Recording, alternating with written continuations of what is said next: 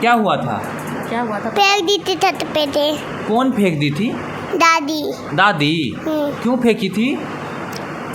बताओ, बोली कि गलत हमारे सब गलत निकल जाओ वरना की छत पे फेंक दूंगी। मैं बोल के फेंक दिखा, फिर फेंक दी पूरा। आप बोले फेंक के दिखाओ, फिर फेंक दी? हाँ। चोट लगा था? हाँ। रो रहे थे? हाँ, मैं बोली कि फिर वो छत पे उतरते गिर गई मट्टी पे। कपड़ा गंदा हो गया था मेरा। था ना उस पे से पूरा जैसे फेंकी ना तो छोटे भाई को यहाँ निशान है, यहाँ होठ पे भी है कटा हुआ थोड़ा सा। देखिए किस तरह से। नमस्कार दोस्तों, देखिए अभी हम नारायणी शक्ति फाउंडेशन के ऑफिस में हैं और हमारे साथ एक पीड़ित महिला बैठी हुई हैं। इनकी कहानी जब आप जानेंगे तो बहुत ही हैरान हो जाएंगे कि इनका शादी जो है पहले माँ बाप करवाते हैं। कोई दिव्यांग जो है लड़का था, जिसके कारण ये लड़की जो है कि उस लड़के को छोड़ के ये दूसरे शादी करती है। और पहले लड़के के साथ भी इनका एक बच्चा था, वो उन्हीं को सौंप के ये आज़ाद हो जाती है। फिर दूसरे लड़का से यह शादी कर लेती है। दोनों शादी किए हिंदू रीति रिवाज से। अभी 3 बच्चा भी है। दूसरा जो इनका पति है उनके साथ इनका 3 बच्चा भी है। सब चीज़ अच्छा रहा। 3 नवंबर 2018 को इनका शादी हुआ है। एप्लीकेशन ये दी हुई है यहाँ। उसके बाद ये लोग बहुत अच्छे से रहे। अभी ठीक आज से ठीक 1 महीना पहले कहले इनके भाई का शादी था। शादी में जब ये लोग गए तो इनके पति इनको इस तरह से धोखा दिए, इस तरह से झूठ बोले, इनको वह झूठ सच लगा और ये मान गई। और ये लोग हैं बिहार के रहने वाले, समस्तीपुर के रहने वाले, लेकिन रहते हैं हरियाणा में। तो चलिए इनसे सारी बातें जानते हैं। और इनके पति जो है अभी दूसरा शादी कर लिए हैं, क्या सच्चाई है, सारी बातें मैं आप लोगों को बताऊंगा। हमारे साथ नारायणी शक्ति फाउंडेशन के राष्ट्रीय अध्यक्ष सरिता मैम भी है, सबसे बात करेंगे। पहले इनसे जानते हैं क्या सच्चाई है। आपका नाम क्या है? सुमन देवी। क्या हुआ है? मेरे हस्बैंड शादी कर लिए हैं। कब? ये 21 तारीख को किए हैं, 7वां महीना में। 21 तारीख को? 7वां महीना में। अच्छा, आपको पता नहीं चला? नहीं पता चला। मेरा भाई को शादी था, उसमें गए हैं तो जब आने लगे हैं 13 तारीख को तो अवधसा में हमको बैठा दिए हैं। खुद भी आए हैं समस्तीपुर तक। हाँ। और समस्तीपुर आकर के बोले हमको कि ज़मीन का लफड़ा चल रहा है, 2-4 दिन में हम आ जाएंगे, तुम चलो। अच्छा, आप लोग शादी कब किए थे? 2018 में हम लोग का शादी। कैसे शादी किए थे? मंदिर से किए हैं। पहले पति को छोड़े तो कोई शिकायत नहीं? कोई प्रॉब्लम नहीं, कोई प्रॉब्लम नहीं है उससे। मतलब खुशी खुशी पहला जो है हाँ, आप लोग अलग हो गए? हाँ, खुशी खुशी हम लोग हो गए। वो भी शादी किए हैं, उसको भी बाल बच्चा है और हम भी किए। दूसरा शादी जो किए उसमें पूरा हिंदू रीति रिवाज से माँ बाप आपके सब थे? जी, मेरी मम्मी पापा और मेरी बहन जीजा सब उसमें। लड़का के कोई नहीं। उसकी मम्मी शुरू से हमको नहीं पसंद करती थी। अच्छा। शुरू में तो वो बोलती। उसके परिवार से कौन सा था? उसकी परिवार से उसका बहनोई है और बड़ी वाली दीदी। अच्छा। वो भी अभी उसी के पक्ष में है। शादी करके आप लोग कहाँ रहते थे? हरियाणा रहते थे। कितना दिन? वो 2018 से वहीं पे रह रहे हैं। 3 बार हम यहाँ ससुराल आ चुके हैं। पहली बार आए हैं तो सासू माँ खूब बढ़िया से 2-3 दिन रखी है और यहाँ से हमको बढ़िया से विदा की है कि बाहर में मेरा बेटा रहता है, उसको खाना पीना वहीं पे रहो, वहीं पे बना करके देना और वहीं पे ठीक से रहेगी तुम। उसके बाद दिक्कत होता था? नहीं, उस बार कोई दिक्कत नहीं दी। और 1500 रुपया मेरे हाथ में दी, बालक उलक के हाथ में भी 500 रुपया दी। उसके बाद यहाँ से हमको भेज दी। वहीं का लड़का से हमको गाड़ी में भी बैठवा दी हम सफ़र में। कितना बच्चा है अभी आप? अभी 3 है। 2 दूसरे पति से? हाँ, 2 लड़की है और 1 लड़का है। जब से शादी किए तब से लेके आज तक कोई पति में कोई झगड़ा? नहीं, कभी नहीं हुआ। किसी तरह का शिकायत आप? नहीं, कभी नहीं। तो फिर अचानक से यह कैसे वो निर्णय ले लिए कि हमको दूसरा शादी करना है? जब भाई के शादी में जब गए थे 6 तारीख को, जब वहाँ पे पहुँचे तो इनकी मम्मी को मालूम पड़ा है कि वहाँ पे गए हुए हैं। अच्छा। तो वो उनको धमकी देने लगे हैं कि अगर घर नहीं आएगा तो हम जहर खा लेंगे। कौन? वो मेरे हस्बैंड के मम्मी। अच्छा। वो बोले कि अगर घर नहीं आएगा तो यहीं पे हम फांसी लगा लेंगे, चाहे जहर खा लेंगे। वो घर आ गए? हाँ, इसीलिए हमको बोले कि हम 10 तारीख को आ जाएंगे, 9-10 को। 11 तारीख को शादी था तो वहाँ से वो बोल करके वो वहाँ से निकल गए। मेरे पापा मम्मी सबसे बात। अच्छा, ये कब हुआ, कैसे हुआ? जब आप अपने भाई के शादी में आए उसके बाद से जो हुआ है वो चीज़ें थोड़ा बताइए कैसे हुआ? पहले से हमको तो कुछ मालूम नहीं था। हमको जब शादी कर लिया है उसके ऐसा शक वगैरह कि हाँ ऐसा ये कर सकता है? वो जितना मेरे लिए करते थे ना, कभी मेरे पे शक उन पे हो ही नहीं सकता। कैसा व्यवहार था? बहुत बढ़िया व्यवहार था। कभी वो मांस मछली नहीं खाते थे, सप्ताह में नहीं 2 दिन 3 दिन वो लाते थे। बाल बच्चा को संडे जब होता था ना तो ले जाते थे कि सुमन जो लेना है तुम भी ले लो, बच्चे को भी दो। खुद ले जाते थे संडे घुमाने। फिर ऐसे कैसे बदल गए हैं? वो सब उनकी मम्मी करवाई है। सब उनकी मम्मी करवाई जी। फ़ोटो थोड़ा दीजिएगा। इन्होंने फ़ोटो भी दिया है मुझे। देखिए इस फ़ोटो में पहले हम दिखाएंगे इनके शादी का फ़ोटो। यह फ़ोटो आप देखिएगा कितना अच्छा से धूमधाम से ये लोग शादी किए हैं, अच्छे से खुशी से। और देखिए जो साथ रह रहे थे वो भी फ़ोटो है, बहुत सारा फ़ोटो है। देखिए कितना अच्छा है, लड़का भी अच्छा है और ये लड़की भी अच्छी है, दोनों का अच्छा जोड़ी है। देखिए सब चीज़ अच्छा है। लेकिन इसके बाद से अब आपको हम 2 फ़ोटो दिखा रहे हैं। मैडम दिखाइएगा वो फ़ोटो आप। और ये फ़ोटो देखिए, ये दूसरा शादी का फ़ोटो है। ये कैसे कोई कर सकता है मैडम? मतलब ये कैसे कर सकता है? एक बीवी, 3 बच्चे और सब चीज़ अच्छा, कहीं कोई शिकायत भी नहीं है इनको, लेकिन अचानक से इतना बड़ा बदलाव, इतना बड़ा झूठ कैसे? देखिए, सबसे बड़ी बात है कि मैं इस महिला के प्रशंसा करना चाहती हूँ कि आज हमारे पास एक आवेदन डाली है, अपने परेशानियों को लेके आई है। लेकिन सबसे अच्छा इसमें मुझे ये बात लग रहा है कि इसके पति इसको धोखा दे चुका है, फिर भी अपने पति की अच्छाई को बताने से ये पीछे नहीं हट रही है। ये इसकी बहुत बड़ी खूबसूरती है। और ऐसी सुलझी हुई, ऐसी समझदार महिला को यदि वो पुरुष धोखा दिया है तो कहीं ना कहीं वो बहुत बड़ा अपराधी है।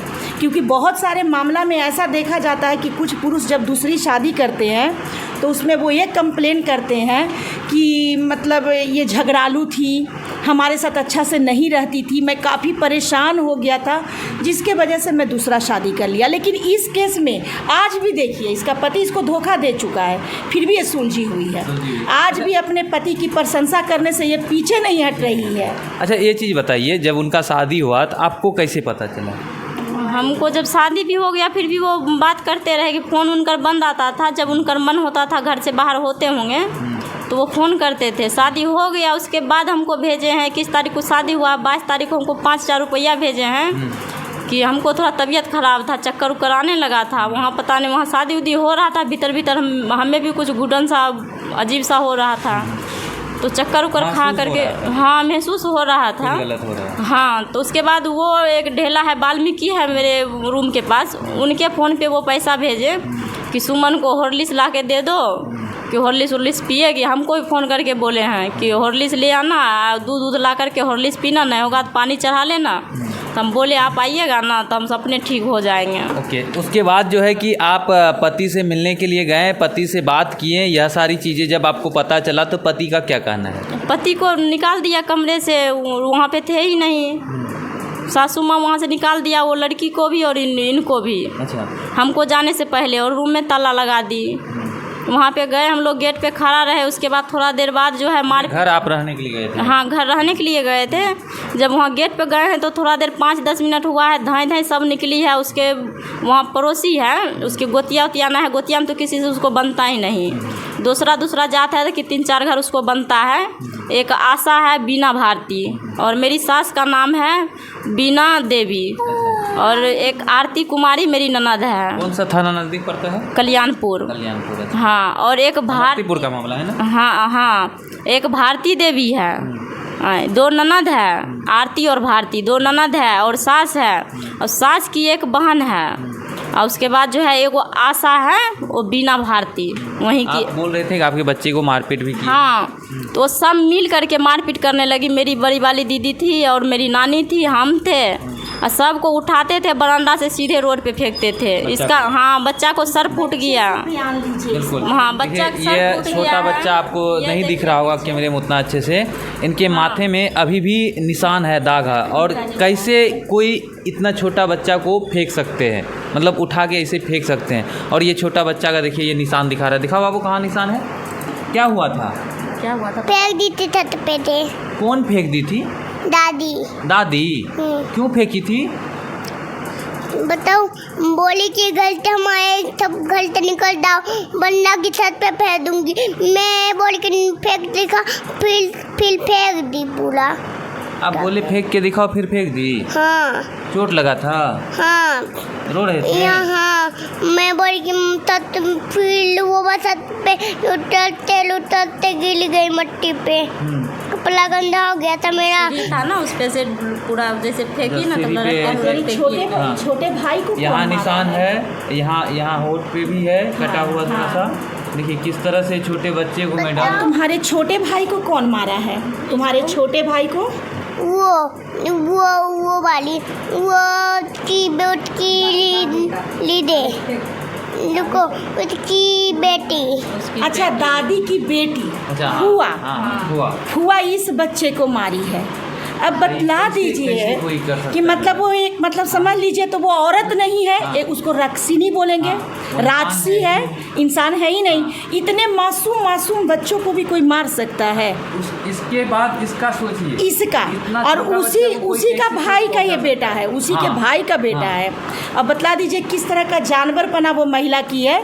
तो चलिए कोई बात नहीं है, हम लोग बहुत जल्दी उससे मिलेंगे, आने वाले समय में बहुत जल्दी उससे मिलेंगे और प्रश्न करेंगे कि तुम इतना हिंसक कर्म कैसे की, और प्रशासन के सामने भी इन सारे बातों को रखेंगे कि छोटे छोटे बच्चों को किस तरह से उसने प्रताड़ित किया, किस तरह से जान से झगड़ा करती, और झगड़ा करना भी कोई उचित नहीं जैसे है। छत से अभी ये बच्ची बोल रही है कि मुझे छत से फेंक दी, ये एक मिट्टी का कोई ढेरा उड़ा होगा उस पर गिरी, जिसके वजह से ये बच गई। अगर इसको छत का कोई पत्थर से चाहे किसी चीज़ से लगता तो स्पॉट डेट भी कर सकती थी। तो सबसे बड़ी चीज़ है कि ऐसी हिंसक महिला से तो सवाल जवाब हम बिल्कुल करेंगे। और हाँ, और सबसे ज़्यादा इनका ये पति। अब देख लीजिए, समाज में मैं उन सारी महिलाओं के लिए मैसेज देना चाहती हूँ कि देख लीजिए, जो सीधा दिखते हैं और जो सारे चीज़ सही ढंग से कर सकते हैं वो भी आने वाले भविष्य में धोखा दे सकते हैं। तो बता दीजिए कि ये शादी जैसा पवित्र बंधन कहाँ से सुरक्षित रह गया। तो सभी लोग सावधान रहें, सतर्क रहें, क्योंकि ऐसे बयान के बाद अब कुछ कहने के लिए शेष नहीं बचता है कि एक अच्छा इंसान भी धोखाधड़ी कर सकता है।